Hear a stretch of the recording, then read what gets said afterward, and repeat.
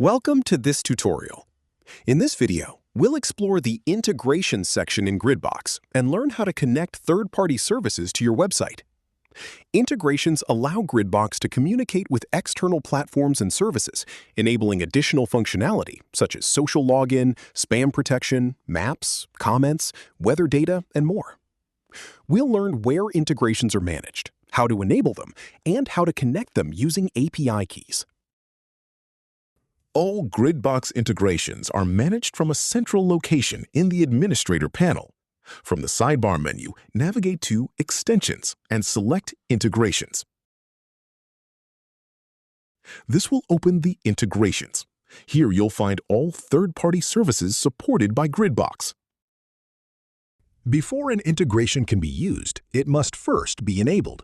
There are two ways to do this. You can click the eye icon next to the integration,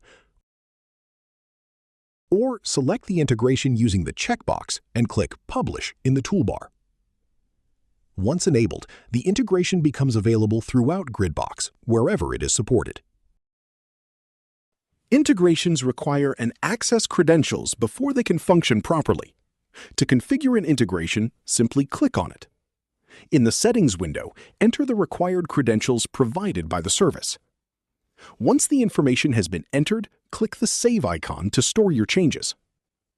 After the integration has been enabled and configured, it will be available for use in all supported Gridbox features. The Integration section provides a centralized place to manage all external services connected to your website. Once an integration is enabled and configured, Gridbox can seamlessly use its functionality across forms, login systems, maps, comments, store features, and other website components. Thank you for watching, and see you in the next tutorial.